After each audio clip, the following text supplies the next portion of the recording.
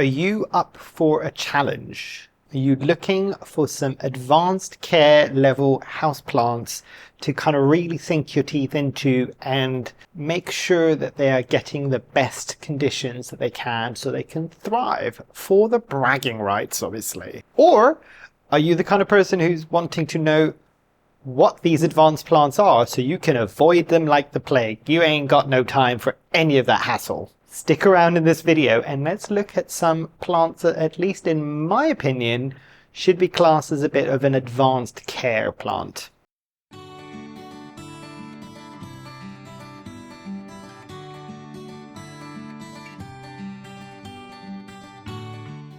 Hi, my name is Memo, this is my channel Houseplantygoodness, and essentially it's a place where I like to geek out about my big passion. You might be able to see some of it behind me. It's tropical houseplants. So as I said at the beginning of the video, this is kind of linked to my intermediate level plant care series.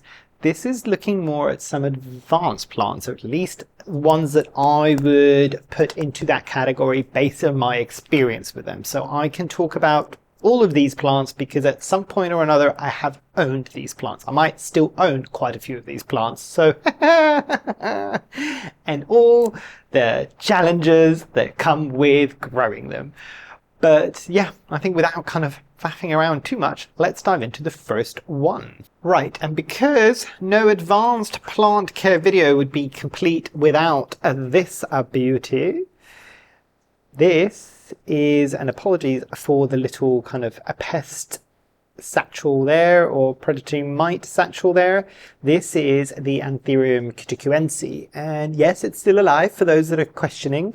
There is, you might be able to see it there, I can't really see in the viewfinder too well, but there is a new leaf that is kind of emerging through the moss pole. I have given this moss pole because it wasn't doing very much in the winter, and I'm just like, this is supposed to be doing better in the winter. Why is it not doing better in the winter? It looked like it needed to climb.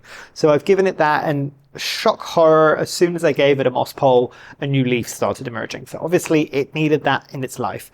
But the reason why I'm putting this in an advanced kind of plant section, and I would agree 100%, the reason why I've got this for the people that have not been here for a while is I read Enid's books from NSE Tropical, and this is one of the plants that she's just like, it will change its happiness level depending if the sun and the moon rise and fall in different places, and it just is never happy.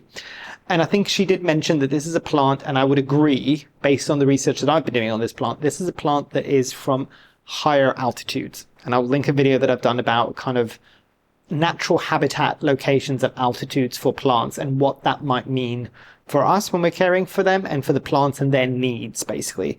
But because this is a higher altitude plant, it tends to be in cloud forest, so it needs a lot of humidity around it. It doesn't ever really like to go fully dry. It also appreciates a drop at temperature. So this is why I'm saying I was a bit worried, because this should be the time of the year where everything else is slowed down to nothing. This should be the time where this is like, oh, I'm living my best life. Look at all of these lower temperatures. So that is part of the reason why I'm putting this in to the advanced care kind of video base. And this is true for most of these plants. I am not trying to put you off getting these plants. What I'm saying is part of the reasons why some of these I would class as advanced care is because their care requirements are a bit more unique than the average houseplant, whether it's common or kind of rare, basically, because they need certain things. And if they don't get those certain things, they throw wobblies or potentially could die like that, basically. So really, really key to make sure that you are giving them what they need. And the one thing that will be an overarching bit of advice that I have for you for any of the plants, at least in this list, do your research about their habitat, see what other people have experienced with this plant, and learn. Because A, you might not want to put yourself through that, and B, if you do, go into things knowing. I think knowing is half of the battle with a lot of these things. Knowing what you're getting yourself into and making sure that you're still comfortable with that and you can give these plants the care that they need will be fine. Because this, for instance, will need to be somewhere probably away from other plants where the temperature at night drops, basically, when you might be a bit too worried about doing that with your other plants. Bit of a spoiler, I have given this conservatory this year and the year before, mainly because last year fuel prices, it's still quite expensive, but fuel prices last year were ridiculous. So this year, they did okay last year. Some of them actually thrived. This would have been one of the plants that will be thriving, and it's done quite well. I am still massively impressed with myself that I am keeping this alive. And coming back to the comment that Enid was saying and the way that she was struggling to keep this happy, I think if I'm not mistaken, Enid is based in Florida, and I think the temperature never drops enough to be able to keep this plant happy where she grows her plants. So it is one of those things that for the people that are in more northern countries and we all struggle to keep everything else happy, this might be one that might not have that much of a wobbly for the slightly colder temperatures. And moving on to a plant that's got similar care needs, and for the people that have been here for a while and that were rooting for me to be able to achieve my goal with this plant this winter, third, maybe even fourth winter in a row, that I have failed, even with letting the temperatures drop to lower at night in here. And this is another one that's from a higher elevation. So this plant is the Dracula saulii orchid, basically. And I will bring it up so you should be able to see some of these long structures that are down there. That is actually the flower spikes. The flower spikes, and this is why you would want to grow something like a Dracula orchid in a very wide hold net pot, is because the actual flower spikes will come out, not necessarily on the top, but it sometimes will go down below as well. So you want to make sure that they've got a way to come out, because a lot of people will be maybe growing this in a close pot, not realizing that it's never bloomed. It's because all the blooms were trying to get out and they kept getting stuck in the actual pot itself. So that's one thing. The other thing, this definitely needs a temperature drop at night. As I said, I had 2 flower spikes to begin with, and I'm just like, go, go, go, and they failed at some point. And then there was 2 more, and I'm just like, oh, maybe, no. The last 2 have died as well, so it doesn't mean that it might not get them again, but I don't know with this one. And it's a shame because as a plant in itself, it's relatively grassy and non-exciting, but the blooms truly are quite spectacular. These are the ones that look like little monkey faces, but they're very challenging to grow. And the good thing is I did a lot of my research with this, know what they kind of need, kind of put all those parameters, as I said, knowing that about the net pot, having it in something like sphagnum moss, because again, it makes it easy for those flower spikes to come out. At least I'm getting better. Every year I'm getting better and better. Like last year, I only got tiny flower spikes and then they failed really early. This time I got much longer flower spikes. So maybe next year or the year after that, I might actually get this to bloom. But I do know somebody locally here in the UK that basically managed to get theirs to bloom. And I think I might try that. I was debating doing it this year, but I was a bit worried. And I thought this plant couldn't take very, very low temperatures. I think it actually can. Where what she did was kind of like come autumn time when the temperatures start dropping, especially at night, she took this plant and put it out in her greenhouse. This would not do well in the greenhouse in the summer, but in the autumn time when those temperatures start dropping, and especially at night when it drops even further without kind of affecting your other plants, she managed to get hers to bloom. So I might try that next year, basically. I think at the moment it's way too cold. It's -1 degrees outside currently. So it wouldn't do well at that kind of level of temperature. But autumn time, I think this might have a chance to finally give me some blooms. But again, understand what I'm saying here about advanced care with this plant is, and this is one of the few orchids that I will only water with reverse osmosis, and even then I'm still getting some browning on the tips. This doesn't need as regular fertilizing, at least from what I've seen. Most of my other orchids will get fertilized weekly on every watering. So this is one that gets a lot of babying. And as I said, imagine if this won't kind of bloom in here where I'm letting the temperature drop to like say 15 degrees at night, and it needs an even stronger drop, you wouldn't want to be exposing all of your other plants. This is why something like a greenhouse might work in the autumn time. but you might live in a flat and you might not have that. You might want to put it on your balcony if you've got a balcony, and that's fine. But advanced care, this needs fussing more so than the average houseplant if you want it to do what you're hoping for it to do, basically. So that's why this deserves its place on this list. The next plant is one that I no longer have in my care, but I will add a picture here. I don't think I've got a video of this. If I have, I will add a video. If not, I will add a picture. But the Begonia amphioxus. And this is a beautiful begonia. It's the one that looks a bit like it could be poisonous. This is one that a lot of people worry, and it will always try to keep in a terrarium, and it needs high humidity levels. Even in this space, it might struggle a bit. But, and I think I may have done a video on this. If I have, I will link it at the top. But it is one of those things that I discovered. This is one that's a bit of a sneaky one that I've kind of put in here. It can be advanced, but I've also found that it might be more of an intermediate plant. The thing that you need to remember with the Begonia amphioxus is, as long as you don't mind it going and looking really busted and crispy and everything, you can move it into lower humidity levels. It will look like death, or it look like it might even be dead for a while. But this can be a bit of a tenacious plant, and it keeps wanting to grow. So as long as you can get over that stage, it will come back and it will look fine, and it will be set in the conditions that you want it. You do not need to let this plant dictate its humidity levels to you. You can kind of acclimate it to what you want it to do, as long as it's not bone dry. It will get there. But again, the reason why I'm putting it onto here is the average person might not know that unless they've spoken to somebody like me or somebody else who's grown it and has attempted that. This can pose challenges to a lot of people, and it's something that a lot of people do like. The other thing I will say about this, and this is why it can also be a bit more of an intermediate plant, is because essentially any part of this, like any begonia, that falls down on the soil, and as long as the conditions are fine, it will root out and you will have more and more and more. And the only reason why I no longer have the Begonia amphioxus in my care is just because at some point I just got tired of it.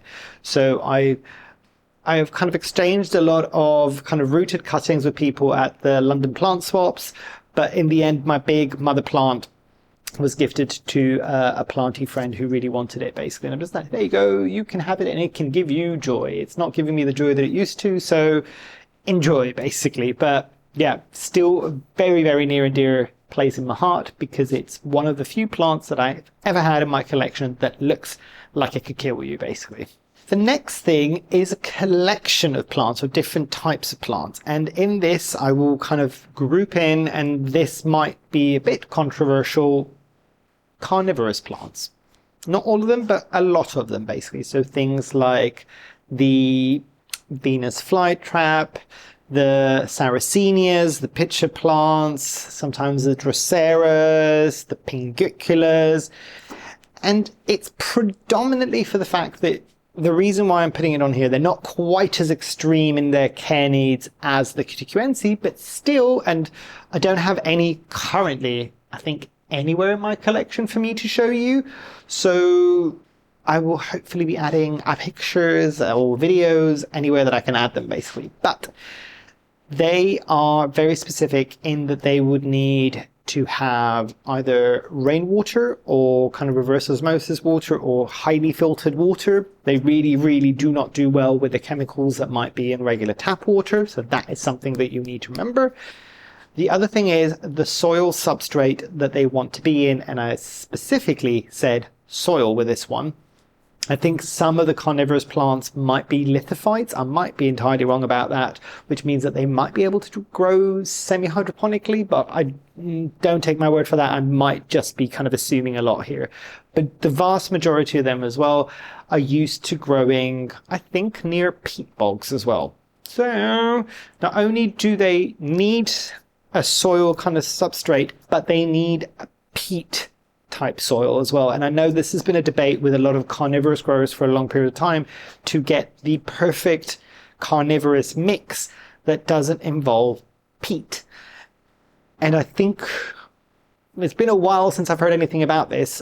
The last I heard of it, they were still struggling, basically. Don't get me wrong, there are still soil mixes that you could use for carnivorous plants, but they're not ideal, basically. it will never be necessarily living its best life. So for that reason, do they need strong levels of humidity? Not all the time, to be fair. And actually the pitcher plants as well. The pitcher, I think it's pitcher as well. I'm thinking it's not the same as the Nepenthes, but I think they're called pitchers. Are they called pitchers? I might be wrong. Trumpets?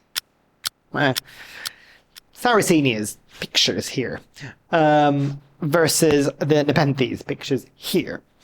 Difference in these two plants, basically. But the standard kind of carnivorous plant, because they've got those exacting watering needs, they do not really need any form of fertilizing. You do not have to go and like pick bugs and put onto them. They will grow quite happily without that extra nutrition that they might need there. But for all of these reasons, I would put them more in an advanced category. Maybe intermediate, as long as you know what you're getting yourself into. But it is something that you're going to have to go out of your way to keep them happy, basically. And I know for a lot of people, and some people might be laughing, going, it's an intermediate plant. Is it though? Because if you're spending all of your time doing the same thing for all of your other plants, having to change all of that and having to make sure that you've got rainwater or reverse osmosis water and kind of fussing it in the way that it needs to, maybe, I think in my experience, it does need to be in this category, because it's quite a few extra steps that you might need to do on top of what you're already doing. So you really need to know whether or not you want to do that with the plant. And if you do know that going into it, that you're going to need all of these things, basically. Circling back to Begonia, and this is a Begonia that I owned very briefly. I spent an awful lot of money on it back when I got it. I think I spent a lot of money. I think I spent a lot of money, or it was a gift. I cannot remember. And this should tell you that I think I had this plant in my care for a week or two before it turned to nothing, basically. So I don't even have a picture. I don't even think I kept a picture of this. But I will see if I can find one from somewhere. And this is the Begonia darthvaderiana, basically. Beautiful plant. Great name. The Darth Vader of it all, basically. But it definitely needs a terrarium, but it also needs airflow, but it needs this and it needs the other things. I never quite got the hang of the best thing to do for this plant, and it was massively expensive when it came into my care. I don't know if it's fluctuated too much with price, but it's those dark leaves and that kind of almost gold band around it. It is truly beautiful. And I've got it in here for a good reason, because it's not an easy plant for most people to care for or keep happy. And I don't think this is just my experience. I think a lot of people have struggled with this plant. And I'm getting it onto this list almost to the point to kind of say, and I don't know whether or not it's a naturally occurring species or whether or not it's been hybridized the way that it needs to look. If it is a naturally occurring species, it obviously needs a very, very specific location and very specific care. And I have spoken about this before when I spoke to Mick Mitty, like an event that we were both at. And he was even mentioning that certain plants, when you talk about their natural habitat, you think of whole regions. And he was saying, actually, no, the reality is it might just be in a 100-mile stretch, basically 100 miles, 100-meter stretch, or like a half of a kilometer stretch, and that is the only place where they will grow, which basically gives you an indication that if a plant's habitat is that tiny, they are very acutely built and evolved to survive in those exact conditions, in those exact temperatures, fluctuations, humidity, all of the above, which might kind of say that for me, the darthvaderiana, if it is a species, including like a handful of other houseplants, I would maybe go as far as say, is this even a plant that should be attempted as a houseplant? Because remember, we call them houseplants, but no plant is truly a houseplant. They would all prefer to be out in nature, not in our houses.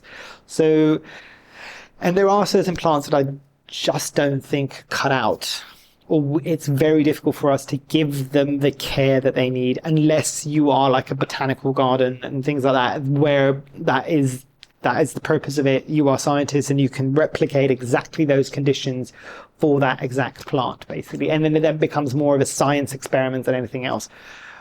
But yes, beautiful plant, but most definitely in my experience an advanced care plant. The next one, I do have one to show you, and I've got both of them are actually still surviving. So this is the Monstera obliqua Peru. And for the people that have been here for a while, there is a brand new leaf. But runners, of course. I have heard you that it might need a moss pole to kind of climb up, and I've seen a couple of people that have got them on moss poles and they seem to be happier. The reason why I wasn't giving it a moss pole originally is I think when I saw early videos of this, people had tried to give them moss poles and it didn't do much of a difference, but you might all be very, very correct, and it might just need a moss pole to climb up. I did try giving it a moss pole at some point. I just didn't particularly want to attach. So I might try it again, but this is a plant that can be quite slow. I've done a review. I will add it at the top. Do not hate me for it, but I have made my views known. I'm still keeping it because I want to see if I can kind of get it comfortable and happy enough. Many years ago, I saw a kind of avid collector way before the houseplant boom had happened, kind of the OG kind of tropical plant collectors. And they were saying that much like the amphioxus that I was just mentioning, where it will just throw a hissy fit and it will do for very long, and then eventually it will establish itself and it will just grow like a weed. I'm hoping that some of these might get there, because some people are just like, why are you keeping them and not getting rid of them? That would be why. I'm kind of like living in hope that that might not be the case. But this needs obviously very specific conditions. Again, another one of these plants that I'm just like, should it be a house plant? Should it have just been left out in nature? That's a whole different shebang of a kind of theory there. But this can be a bit tricky, making sure that it keeps the soil needs to be kind of moist. And this is the thing, because there's more, I'm quite loving the fact now that these plants have become a bit more readily available and not quite as expensive, because a lot of people are just going, it's still a Monstera, it's fine if it dries out a little bit, because the original kind of commentary, and I get it when these plants were ridiculously priced, where they were just like, don't let it dry out. Because obviously if you spent $40,000 on something like this, and that was the highest price I've ever heard for it, basically, yeah, you'd be a bit worried about letting it go dry, wouldn't you? But now that they're a bit more affordable and people are just like, I'm going to let it go dry and see what happens. What's the worst that could happen? I can just replace it. So this is one that, for now at least, I would put into advanced care. Just make sure that you know what you're doing before you go into this, because this plant can be one that will challenge you, basically. Next plant on the list is one that I cannot move easily, but I will see about adding a picture or a video here. And this is the Amydrium medium. I have got the blue or the silver one, basically. And it's a beautiful plant, do not get me wrong. But slow growing. Wants to run all the time.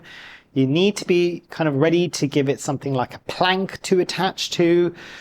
Is this a plant that the reality is, if it was in a much more tropical location, you can have it out in the garden and attach it onto a tree or attach it onto a wall and it would be much happier? Probably yes. So for that reason alone, I think it's more of an advanced care plant. It's specifically for the people that really, really desperately want to grow it, and they want to jump through all the hoops and make sure that it's getting what it needs, and they're willing to wait for a long period of time for it to kind of establish itself, and it's still a relatively slow plant. This is kind of one for you, and one of the reasons why I'm adding it into this advanced category, because it can challenge people for a lot of reasons, basically. And I've heard a lot of stories on some of the earlier videos that I've mentioned this, of this rotting out, or people never even managing to get a leaf. For these reasons alone, I think this deserves its place on the advanced care plant. You need to know these things going into owning any of the types of Amydrium, basically. So, or Amydrium medium specifically. I think there are other Amydriums, if I'm not mistaken. I might have seen a few of those around. I've never owned any other Amydrium, so I would be curious to know if you have. What's it like? Is it similar? Do you have both, basically? Do you have the Amydrium medium and do you have a different Amydrium? Tell me what your experiences have been down below. The next one isn't a plant specific, but it is a stage of plants without me dropping everything. these, and I'll bring it in a bit closer so you might be able to see if it will finally focus on the plants, is Anthurium seedlings. And the reason why I've got them on here is, if you want to pollinate an anthurium, you're looking to be more of an intermediate or advanced person to kind of have some of that knowledge behind you of what you need to do. You need to do your research on how you're going to do all these, because it's a bit of an involved process. And then past that point as well, okay, great. You've pollinated it. You've got berries. You've got the seeds. You've managed to get them to sprout, and then they get leaves. At least in my experience, and I've only done this the one time, basically I've done multiple pollinations and I've had multiple seedlings, but I found it really tricky. And I've found this to be the case with me generally when it comes to Anthurium seedlings. I find them difficult to size up, basically. And I think a while back when I first got my Anthurium veitchii seedling, and people were surprised that I was able to manage to get my one to grow happily, whilst most other people's, when they got it from the same patch, it didn't survive. I wonder, because the only thing that I did differently with that plant is I had it on a heat mat for a very long period of time, and it did well. I was hovering over the watering and all of that stuff, so I'm going to maybe be trying that with these seedlings as well. Because the problem that I had, and again, the reason why I'm putting this onto the advanced, and this is something that I would imagine if I'm struggling with, other people might be as well, that's why I'm putting it onto this list, is, okay, you've done all those things, you've got the seedlings, and then they stay like these seedlings, 2 years old. Granted, they were in a propagation bin for a very long period of time and probably getting less than ideal conditions. And I've again put them all in together. I'm trying them in soil for the first time to see how they do. And this is the Anthurium soil mix from Soil Ninja. But yeah, I've always struggled to get my seedling anthuriums happy. And as I said, I would imagine other people are as well. So this is why I'm putting this on here. If everybody has any good suggestions on what they do, and I'm sure there's a lot of you, because I'm pretty sure there's a lot of you that have done well with their Anthurium seedlings, do let us all know your tips and tricks down below. I would love to know what you do specifically, other than just keeping it in a kind of propagation box or an IKEA cabinet. Is there anything else on top of that that you are doing in order to make sure that your Anthurium seedlings size up? The last couple of plants, I will put them together. They're not the same plant, but they are houseplants, or people have grown these plants as houseplants, but they can also be grown in the garden. And I am talking about the Gardenia, and I'm also talking about the lemon, or any kind of citrus plant, tree, bush thing, basically. Both challenging. They've got very, very exacting care. And interestingly, specifically about the citrus, because I was telling my family back home how difficult it can be to grow citrus in this country. Obviously, it's a cold country. In either indoors or outdoors or in greenhouses and all these things, they can be quite challenging for multiple reasons. A lot of people, if they've grown them in the house, I'm pretty sure you've experienced mealybugs at some point, because I'm pretty sure, I think there's a specific type of mealybug that is a citrus mealybug, and I'm wondering whether or not the mealybugs that we're dealing with in houseplants are kind of very closely related to that. But they can be difficult. They can throw a hissy fit. They can drop all of their leaves. They need very specific fertilizers and soil conditions and heat conditions in order to grow to their best kind of conditions. And a lot of the times, why are you growing a citrus plant? Probably because at some point in your life, you might want to get a citrus fruit off that plant. Oh, that could be a challenge in itself. And the interesting story that I heard from my family is that even back home in the Mediterranean, in Greece and Cyprus, citrus grown at a commercial level, or even out in the gardens, and they can fruit and all these things. And I just assumed it was like, oh, it grows like really comfortably and everybody's really happy with it. Apparently citrus plants generally are not easy to keep happy. And I've seen this time and time again from a lot of different people. So be very, very careful. I have seen a lot of people that I know when they're first starting off, because they recognize the plant and they're just like, I want to buy this lemon tree and grow it in my house. Or, oh, and I had a dear friend who not only did that, never having owned a house plant before, but he went, oh, there's a variegated lemon tree. I'm going to grow that and it's going to be huge. And I'm just sitting there in the corner going, oh, it's not just a citrus, it's also variegated, and you don't have a clue. Update on that friend. The first plant died, the variegated one, then bought a second one that wasn't variegated. Most of its leaves are dropped, but it got it to a stage now that the plant, I think, has got like 40% of its leaves back. And it's looking busted still 2 or 3 years later. So citruses, I think, truly are more of an advanced care plant. You need to really know what you're doing and really want to get the care down pat for that. Gardenias in very similar manner. There's a lot of pests you need to be considering. Gardenias are one of those things, again, I think are probably better left in the garden. I'm not entirely sure where gardenias would grow natively, but I have tried twice now. I have grown it successfully in the house, much to my mother's chagrin, because it's her favorite houseplant. But she struggles to ever keep them happy or alive indoors in Greece or Cyprus, because I think the temperatures might be a bit too hot and dry for them there. But I have discovered that there are kind of winter hardy ones that you can grow in the garden outside, even in the UK. I have tried twice so far. Both times have failed for me. If you've had any good experiences and you've got any specific species or hybrids that you found work really, really well outside in the garden in the UK and you want to share it, please do so down below. I would love to finally get one to grow happily in the garden in the UK. But yeah, this would be my list of my advanced care plants. And as I said, it's not to deter anybody from having these plants. It's more, know what you're getting into, be prepared for what you're getting into, and sometimes be aware that that plant might not be able to be in the same location with all of your other plants. I'm thinking, the cutucuense, the Dracula, orchids generally, where they need massive temperature drops at night. You might end up harming your other however many plants in order to keep that one happy. So know that going into owning some of these plants, that you're going to need to put in the work to kind of keep them happy and get them to where you need to be. But don't get me wrong, you've seen that I've still owned some of these plants. They can also be massively rewarding, and the bragging rights, it's not the only reason, but it's a good reason to kind of say, you know what, the one that everybody else has killed, still alive. Might not be great, still alive.